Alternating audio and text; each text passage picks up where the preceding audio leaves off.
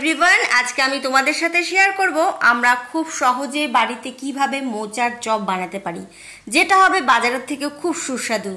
তো তোমরা পুরো ভিডিওটা দেখো, আশা করছি তোমাদের ভালো লাগবে। এর জন্য আমি নিয়েছি একটা ছোট মাপের মোচা, 4টে ছোট আলু। মোচা ভালো করে কুচিয়ে নিয়েছি। এর মধ্যে দিয়ে দিলাম কিছুটা জল, হাফ চামচ হলুদ গুঁড়ো। আর দেখো আলু খোসা ছাড়িয়ে ছোট করে টুকরো করে কেটে নিয়েছি। মোচা আর আলু একসাথে সেদ্ধ করে নেব। দিয়ে দিলাম স্বাদ অনুসারে নুন। এবার আমি ঢাকা দিয়ে দেব। গ্যাসের ফ্লেম হাই রেখেছি, ঢাকা সরিয়ে নেব। তো দেখো মোচা আর আলু সেদ্ধ হয়ে গেছে। এবার একটা চালুনিতে ঢেলে নেব।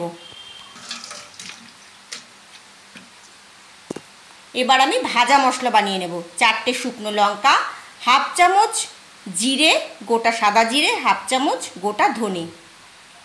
গ্যাসের ফ্লেমটা জ্বালিয়ে দিলাম।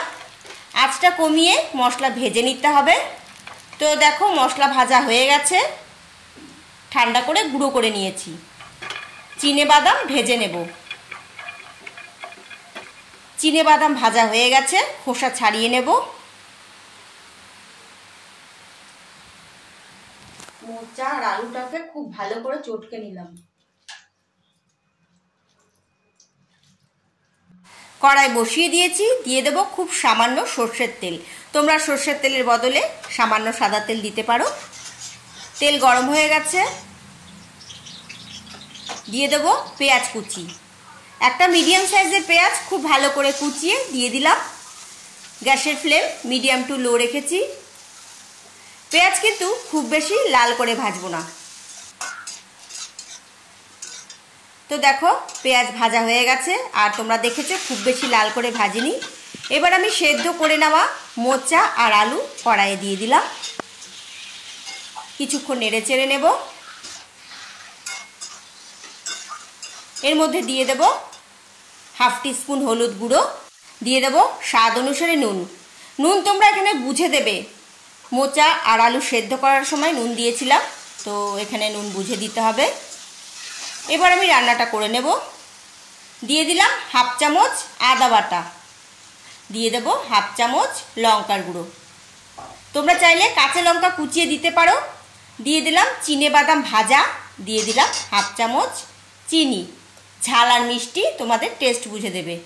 এবার আমি ভাজা মশলা দিয়ে দিলাম। এর মধ্যে ভাজা মশলা দিয়েছি 1 চামচ থেকে একটু বেশি। যতক্ষণ না মিশ্রণটা কড়াই থেকে ছেড়ে আসছে এভাবে নাড়তে হবে। আঁচটা কমিয়ে দিলাম। তো দেখো মোচা আমার একদম রেডি হয়ে গেছে। গ্যাস অফ করে দিয়েছি, একটা প্লেটে তুলে নিলাম। এবার আমি একটু ঠান্ডা করে নেব। এবার দেখো তোমরা তোমাদের পছন্দ মতো শেপ দিয়ে বানিয়ে নিতে পারো চপগুলো। আমি একটু গোল করে এরকম চ্যাপ্টা করে নিলাম। তো একটা হয়ে গেছে। সেম প্রসেসে বাকিগুলোও বানিয়ে নেব। বন্ধুরা, খুব সহজ রেসিপি। তোমরা বাড়িতে একবার হলেও এই রেসিপিটা ট্রাই করো। আর তোমাদের কেমন লাগলো আমাকে জানাবে কমেন্ট করে। এভাবে বানিয়ে তোমরা যাকেই খাওয়াবে সেই তোমার প্রশংসা করতে একদম বাধ্য। এটা দোকানের থেকেও খুব বেশি সুস্বাদু হবে। তো দেখো একটা বাটিতে 2 চামচ ময়দা নিয়েছি। একটু জলে পাতলা করে গুলে নিলাম। তোমরা যদি চাও ময়দার সাথে সামান্য একটু কর্নফ্লাওয়ার নিতে পারো। আর নিয়েছি একটা প্লেটে বিস্কুটের গুঁড়ো। তো একটা চপ নিয়ে নিলাম, পাতলা করে ময়দা গুলে রেখেছি, ওর মধ্যে ডুবিয়ে নিলাম। এবার আমি বিস্কুটের গুঁড়ো মাখিয়ে নেব। আমি একটা সিঙ্গেল কোট করে তোমাদের দেখাচ্ছি, তোমরা চাইলে ডাবল কোটিং করে নিতে পারো। তো একটা আমি সিঙ্গেল করে তোমাদের দেখালাম, বাকিগুলো কিন্তু আমি ডাবল কোটিং করে নেব। তো এর জন্য কি করবে, ময়দা গোলায় একবার ডুবিয়ে বিস্কুটের গুঁড়ো মাখিয়ে আবার দ্বিতীয়বার ময়দার গোলায় ডুবিয়ে আবার এইভাবে বিস্কুটের গুঁড়ো মাখিয়ে নেবে। তো দেখো এভাবে আমি সবগুলো বানিয়ে নিয়েছি। চলো তোমাদের দেখিয়ে দিই। তো দেখো প্যান বসিয়ে দিয়েছি। প্যান গরম হওয়ার পর দিয়ে দিলাম সাদা তেল। তেল গরম হয়ে গেছে। গ্যাসের ফ্লেম মিডিয়াম রেখে চপগুলো ভেজে নেব।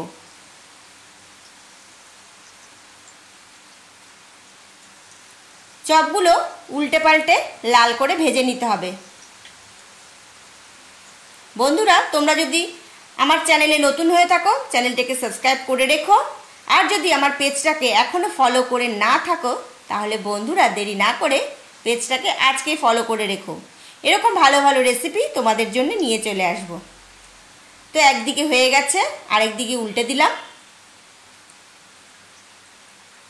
উল্টে পাল্টে লাল করে ভেজে নেব।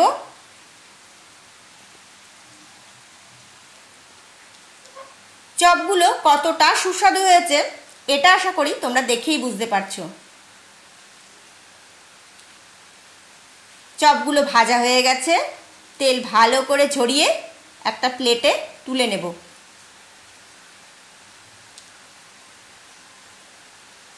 একইভাবে বাকিগুলোও ভেজে নিতে হবে। তাহলে চলো বন্ধুরা খেয়ে দেখি। মোচার চপ একদম রেডি। চলো খেয়ে দেখি কেমন হয়েছে। দেখো আমি পাশে নিয়েছি টমেটো সস।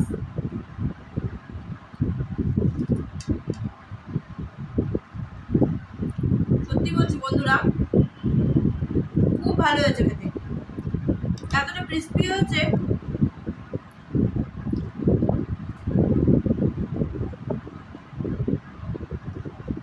সন্ধ্যেবেলা মুড়ির সাথে তোমরা খেতে পারো, একদম সস দিয়ে খাবে, খুব ভালো লাগবে।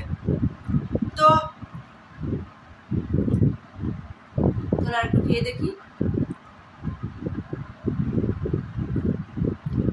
ঠিক যেভাবে দেখিয়েছি তোমরা বাড়িতে ট্রাই করো,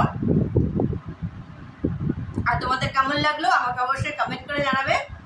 রেসিপিটি ভালো লাগলে লাইক করো, শেয়ার করো, আর তোমরা যদি নতুন বন্ধু হয়ে থাকো চ্যানেলটিকে সাবস্ক্রাইব করে দিও। ভালো থেকো, সুস্থ থেকো সবাই। আজকে পর্যন্ত থাক, বাই।